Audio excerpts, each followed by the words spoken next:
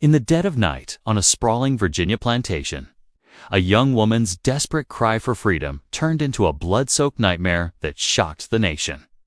Two men slaughtered in their beds, a vengeful daughter vanished without a trace, and secrets buried deeper than the graves of the enslaved. This isn't just a ghost story. It's a chilling true tale of betrayal, forbidden love, and revenge that will make you question everything you know about justice in America's darkest era.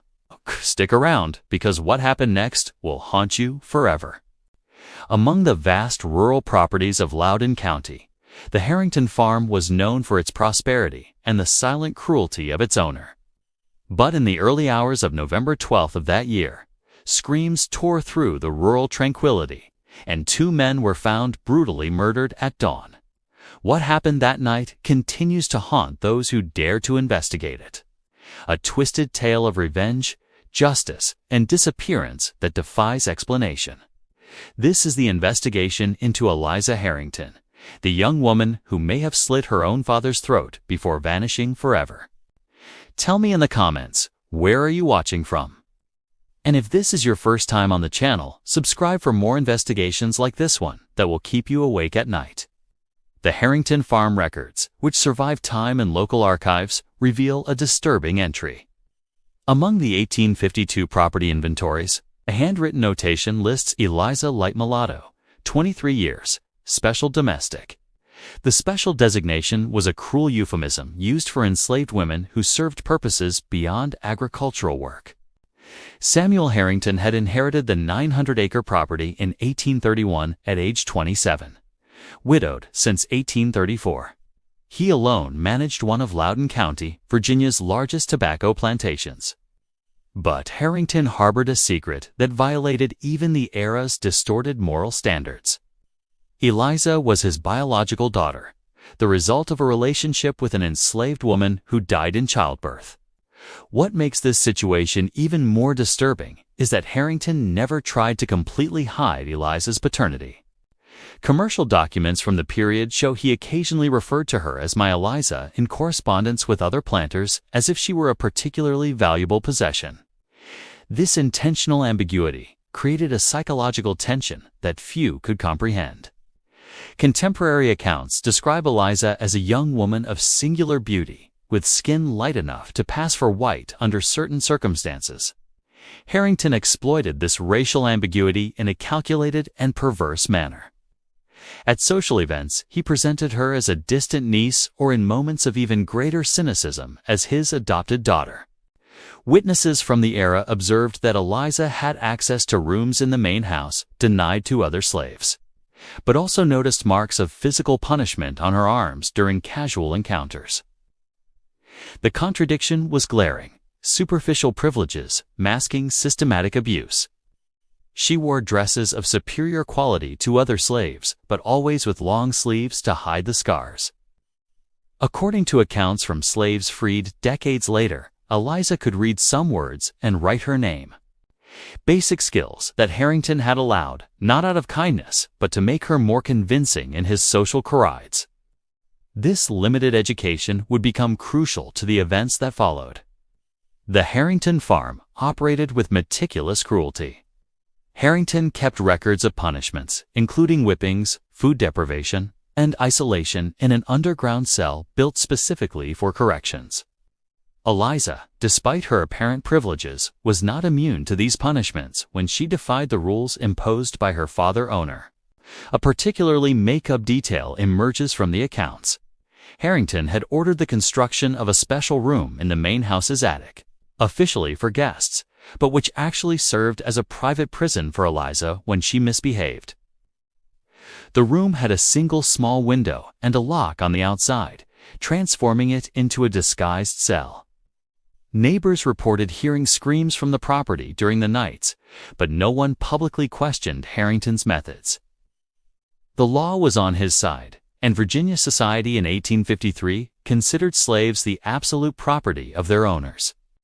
Even Eliza's grotesque situation was technically legal under slavery laws. The local Reverend Jonathan Pierce kept a diary where he occasionally mentioned his visits to the Harrington farm.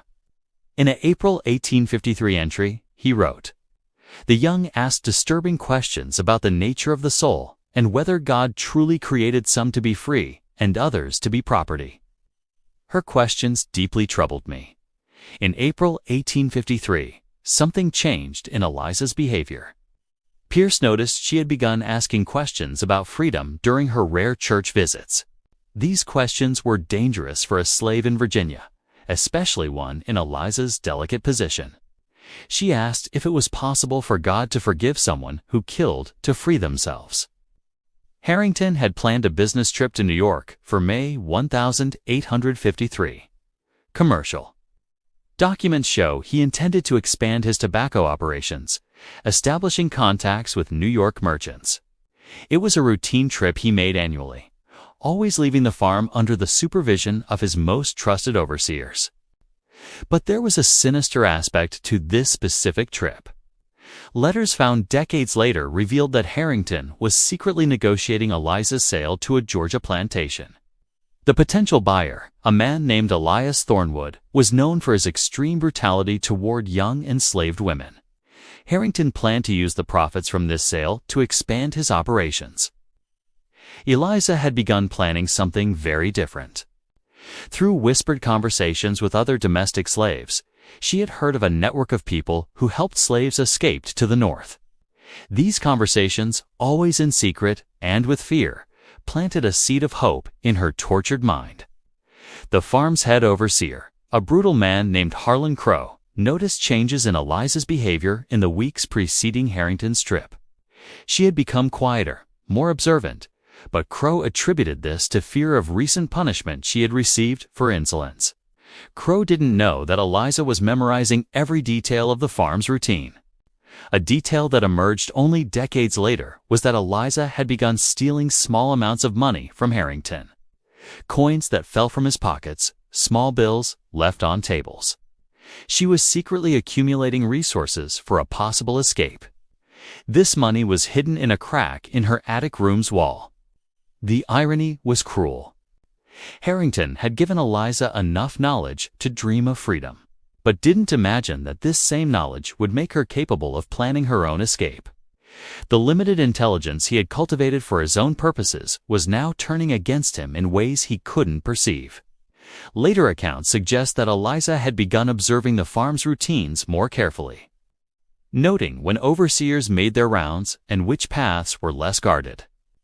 She didn't have an elaborate plan, just a desperate need to escape the life of abuse that Harrington had created for her. The last entry in Harrington's diary before his New York trip is particularly disturbing. Eliza has been strange. Perhaps it's time to sell her to the South. Her usefulness here may have reached its end.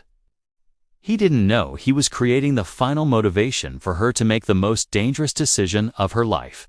On May 17, 1853, Harrington departed for New York, leaving under Crow's supervision and other overseers. He expected to return in 3 weeks with new commercial contracts and perhaps a buyer for Eliza instead. He had created the opportunity she hoped for to attempt something few slaves dared, an escape to freedom. The Harrington farm, with its tobacco fields extending for miles, seemed tranquil that May morning. But beneath the surface, a young enslaved woman was gathering courage for an act that would change not only her life, but also seal her father-owner's fate in ways no one could predict.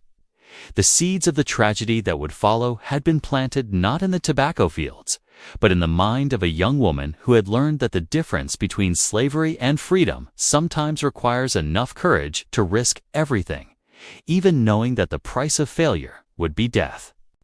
Eliza's escape to New York was risky and improvised, far from the precision that later stories tried to attribute to it.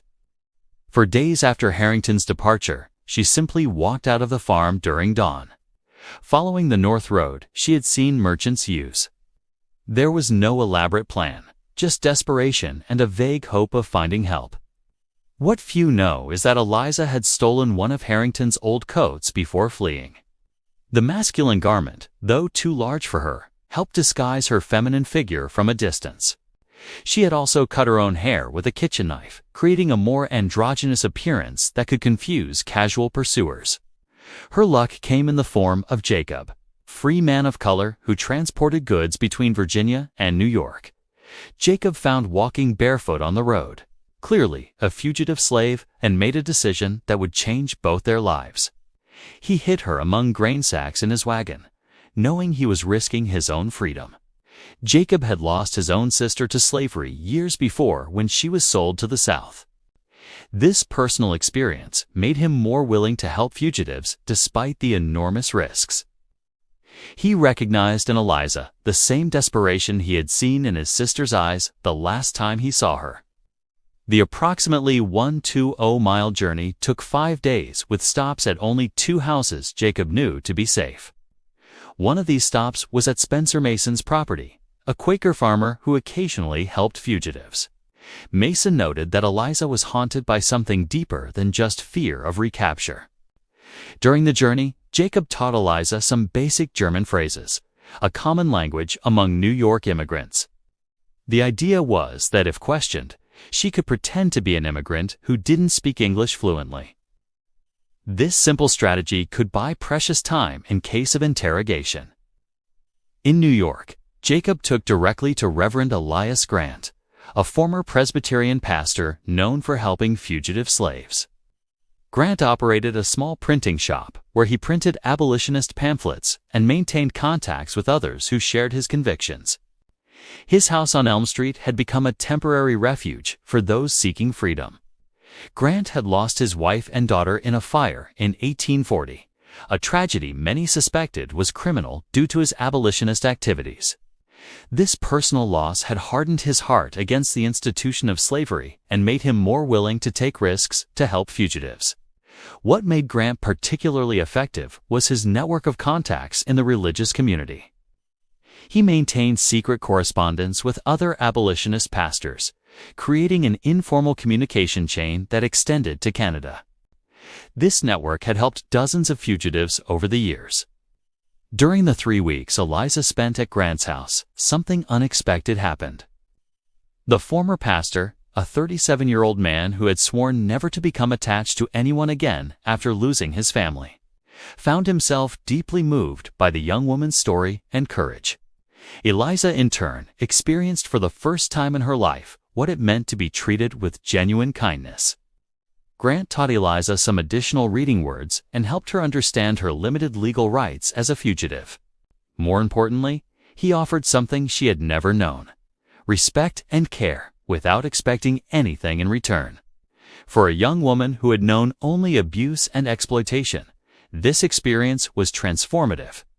During these 3 weeks, Eliza revealed to Grant details about her life that she had never told anyone. She spoke about Harrington's abuse, about the prison room in the attic, and about his plans to sell her to Georgia. Each revelation increased Grant's anger and determination to protect her. But Eliza's peace in New York was brutally interrupted. Harlan Voss, the slave catcher hired by Harrington, had tracked her location through a network of informants that included domestic slaves forced to spy for their masters. Voss was known for his cruelty and for never having lost a fugitive. Voss had arrived in New York with a detailed description of Eliza provided by Harrington, including specific scars on her arms that would identify her unequivocally. He also brought legal documents proving Harrington's ownership of her, making her capture a matter of time. The capture happened during a rainy July morning. Voss invaded Grant's house with legal authorization and 2 armed assistants. Eliza was found in the kitchen preparing breakfast.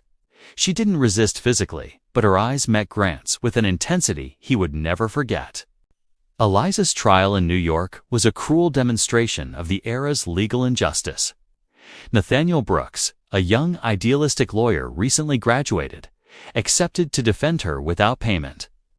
Brooks argued that Eliza should be considered free due to her white paternal ancestry. But the court applied the law that determined condition by maternal lineage.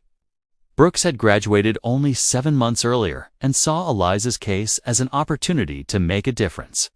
He spent entire nights studying legal precedents, looking for any loophole that could free Eliza. His dedication went beyond professional. He was clearly in love with his client. During the trial, which lasted only 3 days, it became clear that Brooks had fallen in love with his client. His passionate pleas to the jury went beyond professional duty, and witnesses noted how his eyes followed Eliza throughout the process. But neither love nor justice could overcome the fugitive slave law of 1793. Grant attended the trial every day, sitting in the gallery with a broken heart. He had found in Eliza not just a cause to fight for, but someone he cared about deeply.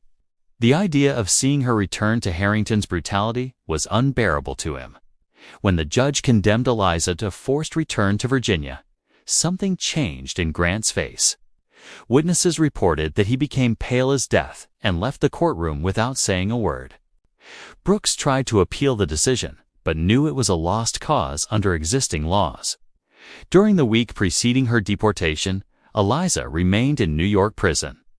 Grant visited her daily, officially for spiritual comfort, but in reality to plan something that went against all his previous pacifist instincts. Love and anger were transforming the former pastor into something more dangerous. It was during one of these visits that Eliza made a confession that changed everything. She told Grant that if forced to return, she would kill Harrington with her own hands. It wasn't an empty threat. It was a cold and calculated promise.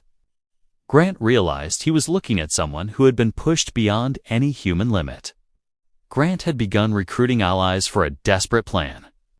Elias Reed, a fugitive from North Carolina who had lost his sister to slavery's violence, agreed to help. They also found a third man who identified himself only as Tobias, willing to use violence against slave owners. The plan was simple, but dangerous. They would follow Eliza back to Virginia and rescue her by force.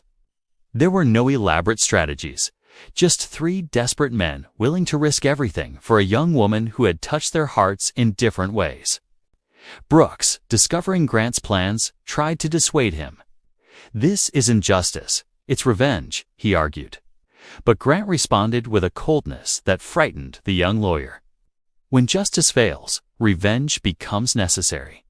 On July 20th, 1853, Eliza was escorted back to Virginia by Voss and two assistants. She traveled in silence, but something had changed in her eyes during her stay in New York. She had experienced freedom and love, and now knew exactly what Harrington had stolen from her throughout her life. Grant, Reed, and Tobias departed New York the next day, following the same route that would take back to her personal hell. They didn't have a detailed plan, just improvised weapons and a determination born of desperation and love. The Harrington farm awaited them, but Harrington had no idea he had brought back not just his property, but also three men willing to kill for her. The love Grant felt for Eliza and the thirst for justice they all shared were about to transform into something much darker and more definitive. Subscribe to the channel to discover how this desperate rescue became the bloodiest night in Loudoun County history. Eliza's return to the Harrington farm on July 22, 1853, was marked by a calculated public humiliation. Harrington had summoned all the property slaves to witness her arrival, intending to use her capture as an example of what happened to those who tried to flee. He didn't know he was creating the conditions for his own death. Harrington had prepared a cruel spectacle to mark Eliza's return. He had ordered the construction of a small wooden platform in the center of the farm's courtyard where she would be displayed in chains for an hour before being taken to the punishment cellar. This demonstration of power would be his last. Harlan Voss personally delivered Eliza to Harrington, collecting a $250 reward, a substantial amount for the time. Voss decided to remain in the region for a few days, staying at a tavern about 10 miles from the farm in Leesburg. He was investigating rumors of other fugitives in the area and hoped to capture more slaves. During the humiliation ceremony, something unexpected happened. Eliza showed no fear or submission as Harrington expected. Instead, she looked directly into the eyes of each slave present, as if saying goodbye. Some reported decades later that her eyes shone with a determination that frightened them. Harrington ordered Eliza to be chained in the punishment cellar for a week, an underground stone cell with only a small hole for ventilation.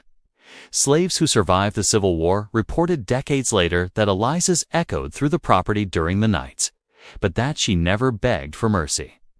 What Harrington didn't know was that Eliza was using her time in the cellar for something very different from what he imagined. Instead of breaking her spirit, the isolation gave her time to plan. She was remembering every detail of the main house she had observed during years of domestic service. During her confinement, Eliza was actually remembering every detail of the main house she had observed during years of domestic service. She knew Harrington's nighttime sounds, knew when he drank too much to defend himself, and remembered every entrance and exit of the property. This intimate knowledge would become crucial. When released from the cellar, Eliza was assigned to work in the kitchens under constant supervision, but Harrington had made a mistake. He allowed her to maintain limited access to the upper rooms for cleaning, believing the punishment had broken her spirit. He was terribly wrong. Harlan Crow, the head overseer, noticed that Eliza had returned different. She obeyed orders without question, but there was a coldness in her eyes that made him uneasy. Crow mentioned his concerns to Harrington, but the planter was too busy celebrating the capture of his rebellious property to pay attention. Reverend Elias Grant had arrived discreetly in Virginia 3 days after return. He stayed at a boarding house in Leesburg, using the false name Reverend T. Knox and presenting himself as an itinerant preacher. The love he felt for Eliza had transformed into a dangerous obsession with her liberation. Elias Reed arrived the next day, posing as an agricultural tools merchant. Tobias appeared as a horse veterinarian, looking for temporary work. They met secretly in the forest bordering the Harrington property, but their communications were rudimentary and risky. Communication between Eliza and the conspirators was primitive and dangerous. During her rare outings to fetch water from the well, she left small signals. A white stone meant Harrington would be alone in the main house. A broken branch indicated the presence of visitors. It was a simple system that depended more on luck than sophistication. What made the situation even more dangerous was that Crow had begun to suspect strange activities. He noticed unknown footprints in the forest and small disturbances in the signals. Eliza left. His growing paranoia was making any communication between the conspirators extremely risky. Grant had managed to observe the farm's routine from afar, noting that Harrington drank heavily every night and that the overseers returned to their homes in town after nightfall. But he didn't have a detailed plan, just a desperate determination to rescue the woman he had fallen in love with. During the 3rd week of August, tension was mounting. Voss had extended his stay in the region, establishing contacts with other slave catchers and investigating suspicious activities. His prolonged presence made any rescue attempt even more dangerous. Voss had begun making irregular rounds of the Harrington farm, claiming to be checking the security of his capture. In reality, he suspected that abolitionists might try to rescue Eliza and wanted to be present to capture any conspirators. His experience told him that fugitives rarely acted alone. The preparations for the rescue were improvised and desperate. Grant had bought a hunting knife in Leesburg. Reed brought a rope, and Tobias obtained an old pistol from a local merchant. They weren't soldiers or experienced criminals, just 3 men driven by desperation and anger. But it was during these weeks of observation that a new plan began to form. Eliza realized that Voss was the real obstacle. He made unpredictable rounds of the property and was always alert. If he were eliminated first, she would have the opportunity to deal with Harrington alone, the way she had dreamed for years. The strategy change came through a whispered conversation between Eliza and an older slave named Martha, who worked in the laundry. Martha had noticed Eliza's signals and, risking her own life, offered to serve as an intermediary. Through Martha, Eliza communicated her new proposal to the conspirators. Through her signals, Eliza communicated a strategy change. Instead of a direct rescue, she proposed that the men eliminate Voss first. Once she received the signal that Voss was dead, she would execute her own revenge against Harrington. It was a riskier plan, but one that would give her the personal satisfaction she sought. The date chosen for the operation was November 12, 1853, a moonless night that would provide some cover. Eliza had signaled that Harrington wasn't expecting visitors, and that it would be a typical night of solitary drinking. Voss would be making his usual round of the stables around midnight. The final plan was brutal in its simplicity. Grant, Reed, and Tobias would eliminate Voss silently in the stables. Once done, they would signal Eliza through her room window. Seeing the signal, she would go up to Harrington's quarters and execute her own justice. On the morning of November 12th, Eliza left the final signal, a white stone on the kitchen windowsill, visible from the forest. She spent the day performing her normal tasks, but something had changed in her eyes. The young woman who had experienced freedom and love in New York was ready to reclaim both through blood. During the day, Eliza did something no one noticed. She secretly sharpened a kitchen knife using a rough stone she had hidden in her room. The blade, which before served only to cut vegetables, was now sharp enough to cut human flesh. She hid it under her mattress, waiting for the night. Harrington spent the afternoon drinking and reviewing papers in his office, completely oblivious to the approaching danger. He dined alone and began his nightly cognac routine, not knowing that each sip brought him closer to his death. At 10 o'clock at night, Grant, Reed, and Tobias positioned themselves in the forest adjacent to the property. They waited until they were sure Harrington was alone and drunk. Grant's love for Eliza had transformed into something darker, a need for revenge he had never felt before. Eliza was in her room, watching through the window and waiting for the signal that would change her life forever. She had hidden a kitchen knife under her mattress, a blade she had secretly sharpened for weeks. This would be the night she finally became free, not through escape, but through eliminating the one who enslaved her. The Harrington farm was silent under the starry sky, but the tranquility was deceptive.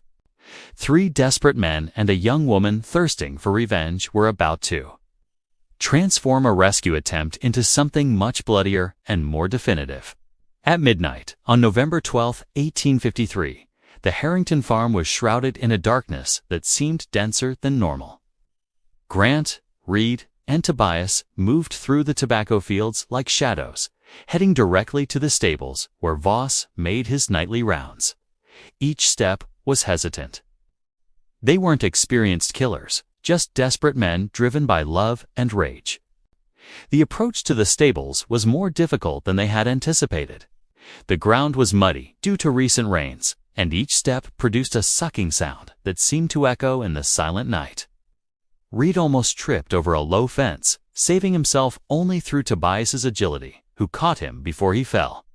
Voss was checking the horses when the 3 men surrounded him. His experience as a slave catcher had developed an instinct for danger, but this time he was caught completely off guard. He was examining a horse that seemed restless when he heard footsteps behind him. The confrontation was chaotic and brutal. Reed attacked first, but Voss was stronger than they had anticipated. The slave catcher managed to turn quickly, revealing muscles developed by years of physically pursuing fugitives. He managed to draw his pistol and fire a shot that hit Reed in the arm before Tobias could overpower him. The gunshot echoed through the property like thunder, making the horses whinny nervously in their stables. In the main house, Harrington stirred in his bed. But alcohol had dulled his senses enough that he attributed the sound to some nocturnal animal or falling branch. Grant and Tobias fought with Voss on the muddy stable floor. The slave catcher was strong and desperate, managing to deeply scratch Tobias's face before he could strangle him with his bare hands. Voss died slowly, his eyes fading as he looked at Virginia's starry sky. Reed was losing blood rapidly from the arm wound. The bullet had passed through the flesh, but fortunately hadn't hit bone. Tobias tore a piece of his own shirt to make an improvised tourniquet, knowing they needed Reed conscious to complete the mission. With Voss dead, the 3 men quickly moved to the agreed position, a tree with a view of Eliza's room window. Grant waved a white cloth 3 times against the dark sky, the agreed signal to indicate that Voss had been eliminated. Reed held his wounded arm, leaving a trail of blood, but the plan was working. In the main house, Eliza saw the signal from her small attic room window. Her heart raced. It was time to execute her part of the plan. She took the kitchen knife she had hidden under the mattress, a common blade about 7 in long that she had secretly sharpened for weeks. Before leaving the room, Eliza did something that revealed the coldness of her planning. She undressed completely and put on only a white nightgown. If there was blood, it would be easier to wash or discard a single piece of clothing. She had thought through every detail of her revenge. Harrington had been awakened by the distant gunshot, but was too drunk to investigate properly. He staggered to his room window, looked out briefly, and then returned to bed, attributing the sound to some animal or falling branch. He had no idea that his slave daughter was silently climbing the stairs toward him. Eliza moved through the main house corridors like a ghost. She knew every floorboard that creaked, every step that made noise. Years of domestic service had given her intimate knowledge of the house that now became her deadly advantage. As she climbed the stairs, Eliza stopped for a moment in front of a hallway mirror. The young woman looking back at her was unrecognizable. Cold eyes, determined expression, knife in hand. She had transformed from victim to predator, and the transformation was complete. Harrington's bedroom door was ajar. She could hear him breathing heavily, still under the effects of alcohol. Eliza pushed the door slowly, and it opened without making a sound. Harrington was lying on his back in bed, completely vulnerable. "Father," she said softly, using the word he had never allowed her to pronounce. Harrington opened his eyes, initially confused, then terrified to see Eliza standing beside his bed with a knife in her hand. He tried to speak, but the words came out as an incoherent grunt. "The time has come for you to pay for everything you did to me," she whispered, her voice laden with years of suppressed pain and rage. Harrington tried to get up from the bed, tried to reach the pistol that had fallen to the floor, but she was faster.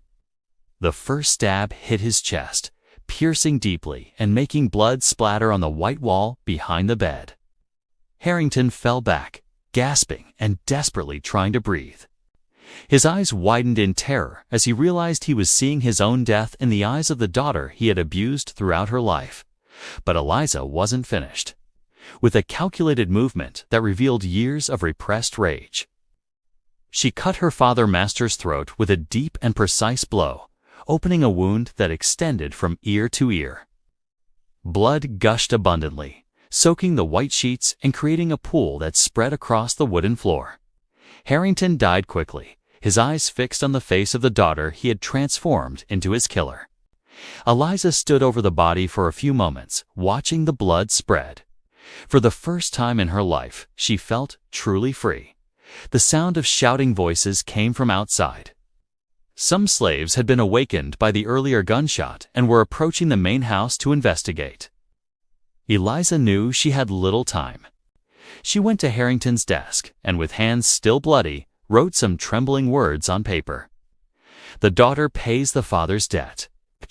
She left the note on Harrington's chest where it would be found by investigators the next morning. Then she went to the window and waved to Grant, Reed, and Tobias, signaling that her mission was complete. When the 3 men reached the main house, expecting to find Eliza ready to flee with them, she surprised them. She had washed quickly and put on a clean dress, but there was still blood under her nails. "I'm not going with you," she said calmly. Grant protested, reminding her that the entire plan had been to free her. But she slowly shook her head. "My freedom isn't in fleeing to another place," she said, looking back at the house where she had been born and raised.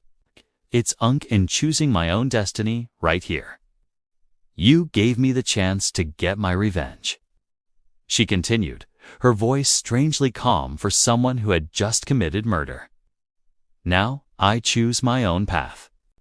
I can't live running forever, but I can live knowing he'll never hurt anyone again."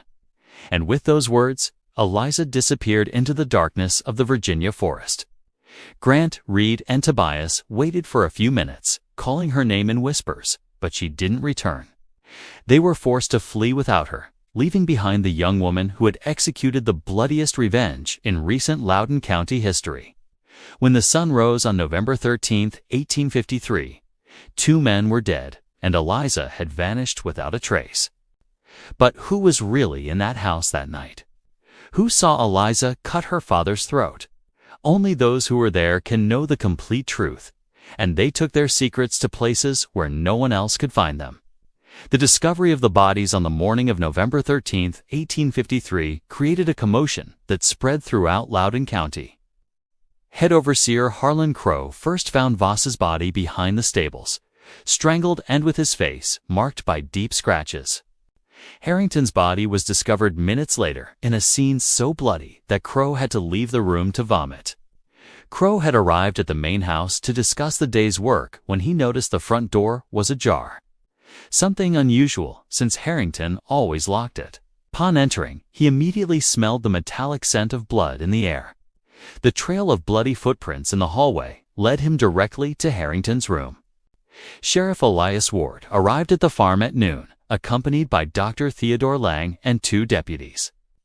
Lang was called to examine the bodies. Simple notes, which survive time, describe wounds of a violence that suggests personal hatred, not common robbery. Dr. Lang noticed something peculiar about the crime scene. There were no signs of struggle in Harrington's room, suggesting he knew his attacker and didn't expect violence. Additionally, nothing had been stolen. Money and valuables remained untouched, eliminating robbery as a motive. The note left by Eliza on Harrington's chest was the first real clue. The handwriting was clearly from someone with basic education, immediately eliminating most slaves as suspects. But when investigators searched for Eliza, they discovered she had simply vanished like smoke. Ward ordered an immediate search for Eliza, but discovered something disturbing. None of the farm slaves admitted to seeing her since the previous night. It was as if she had evaporated. Some slaves seemed genuinely confused about her whereabouts, while others avoided eye contact, a sign they knew more than they were saying. Witnesses reported hearing a gunshot around midnight, followed by muffled screams. Some slaves admitted to seeing figures moving through the fields, but were too afraid to investigate. The atmosphere of terror that Harrington had created on his property now worked against the investigation of his own death. Martha, the laundry slave who had served as Eliza's intermediary, was extensively interrogated. She kept her story simple. She had last seen Eliza in the kitchen the previous night and knew nothing about escape or revenge plans. Her performance was convincing enough to avoid suspicion. The investigation quickly focused on Reverend Elias Grant, the boarding house owner in Leesburg identified. Reverend T. Knox threw a description provided by authorities. When confronted about his presence in the region, Grant couldn't provide a convincing explanation for his prolonged stay. Ward discovered that Grant had made several suspicious purchases in Leesburg, including a hunting knife and provisions, suggesting a long journey. Local merchants remembered him asking questions about northern roads and the best places to cross rivers. Typical information for someone planning an escape. Grant was arrested on December 4, 1853, at his home on Elm Street in New York. He didn't resist arrest, but denied any involvement in the murders. During simple interrogations of the era, he admitted to knowing Eliza and helping in her legal defense, but insisted he hadn't been at the Harrington farm that night. During Grant's arrest, investigators found correspondence revealing his network of abolitionist contacts. Letters from other pastors and activists showed a pattern of helping fugitive slaves, but none specifically mentioned violent plans against Harrington. Grant's trial began in February 1854 and lasted 3 weeks. The prosecution presented basic evidence: his suspicious presence in the region, his known ties to Eliza, and his abolitionist rhetoric. But the era's rudimentary investigative methods couldn't prove he was physically present during the crimes. The defense argued that Grant was being persecuted for his political beliefs. They pointed out that no witness had actually seen Grant on the property and that the evidence was merely suspicious. The jury deliberated for a day before returning a not guilty verdict for lack of conclusive evidence. Elias Reed was never identified or captured. Later reports suggest a man wounded in the arm was seen leaving the region days after the murders. But without modern investigative methods, his identity remained a mystery. He simply disappeared into the vastness of 1853 America.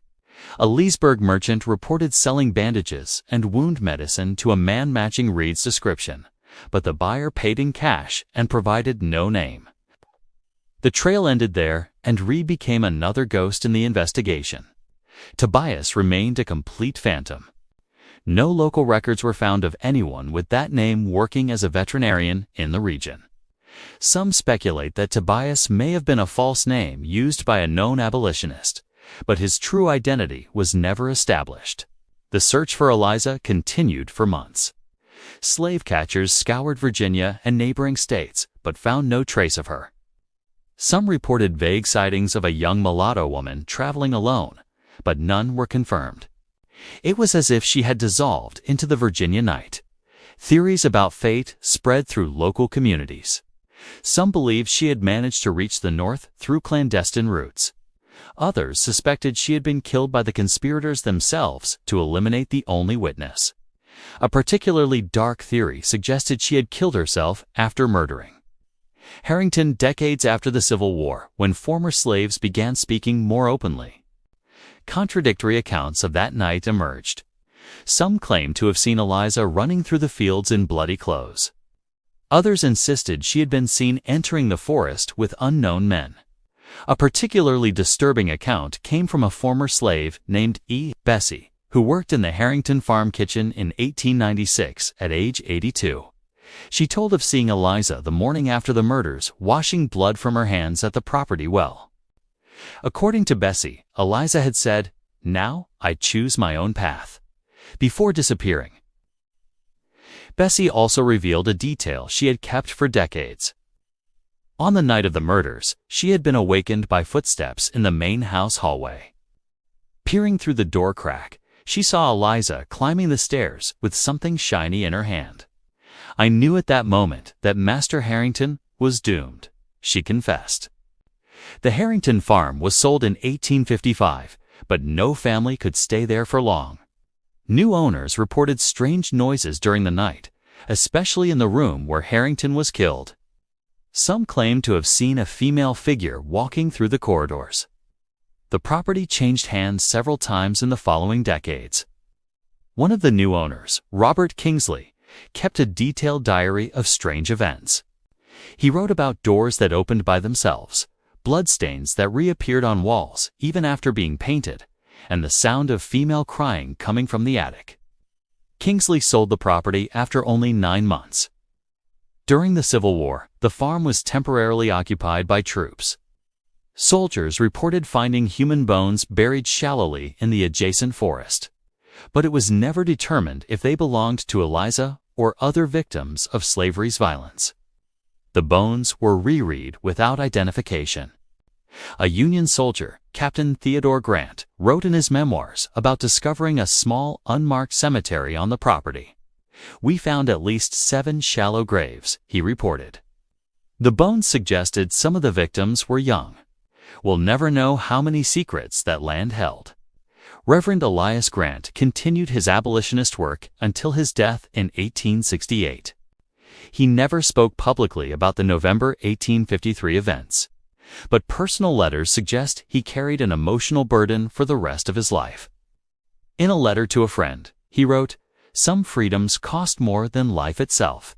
In his final years, Grant developed the habit of visiting cemeteries looking for unmarked slave graves.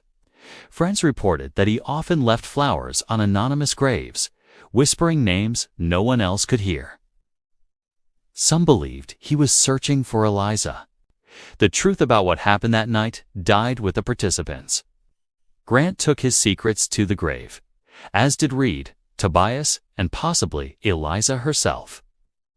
All that remains are fragments of evidence, contradictory accounts, and the image of a young woman covered in blood disappearing into the darkness. In 1890, a local historian named Professor Theodore Hale attempted to document the complete history of the events. He interviewed dozens of former slaves and local residents, but discovered that each person told a slightly different version of the facts. "The truth," he wrote, "seems to have been buried with the dead." Hale discovered something intriguing in his archives.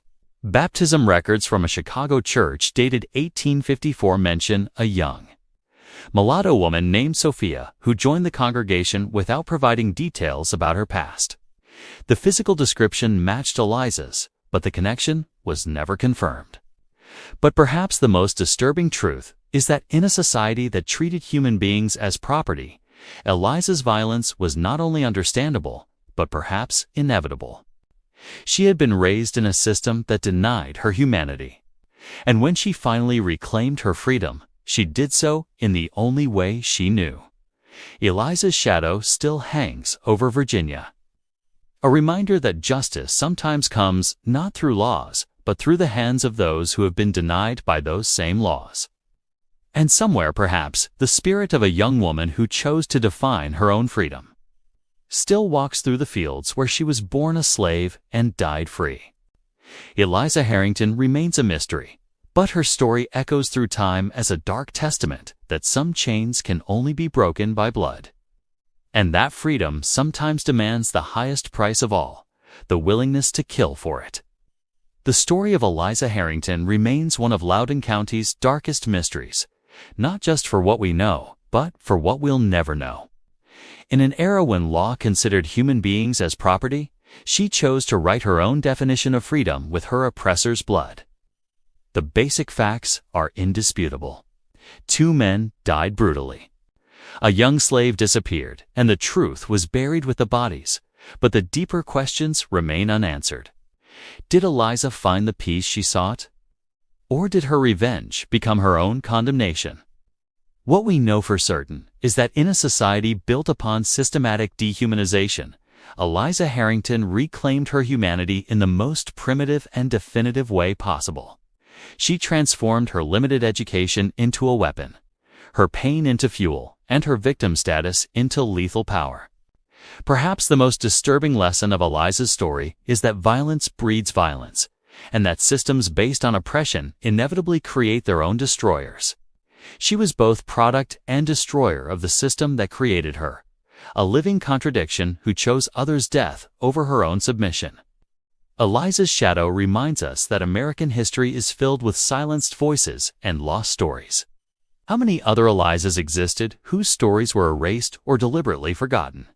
How many other acts of desperate resistance were simply classified as crimes without consideration for the circumstances that generated them in an era when we still confront questions of justice and equality?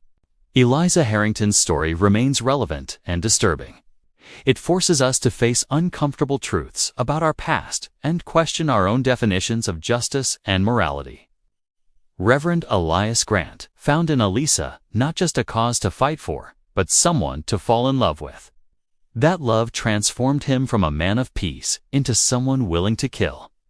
Young lawyer Nathaniel Brooks also fell in love with her, but chose to fight through law.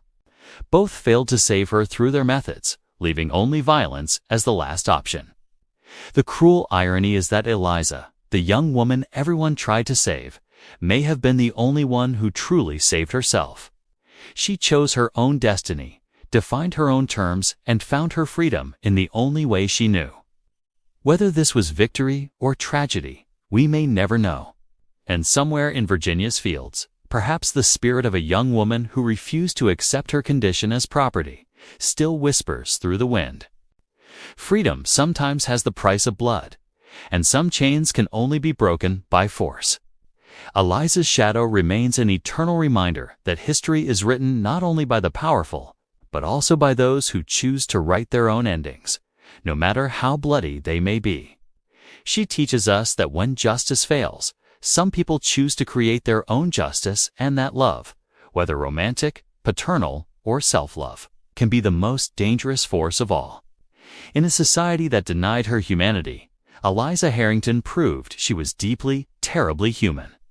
And perhaps that's the most disturbing truth of all, that in each of us exists the capacity for both love and violence, and that sometimes they are the same thing. Eliza Harrington's story ends where it began, in the shadows. But these shadows carry a truth that echoes through the centuries. That freedom for some is worth any price, even if that price is paid with blood on their hands and ghosts in their conscience. What do you think really happened to Eliza Harrington? Did she escape to freedom in the North? Or did her story end in those dark Virginia woods? If this blood-chilling saga of survival and vengeance left you on the edge of your seat, hit that like button and subscribe for more untold mysteries from America's haunted past. Drop your wildest theories in the comments below. What if Eliza's ghost is still out there? Share this with a friend who can't resist a good thriller, and let's uncover more secrets together. Stay curious, stay spooked, and I'll see you in the next video.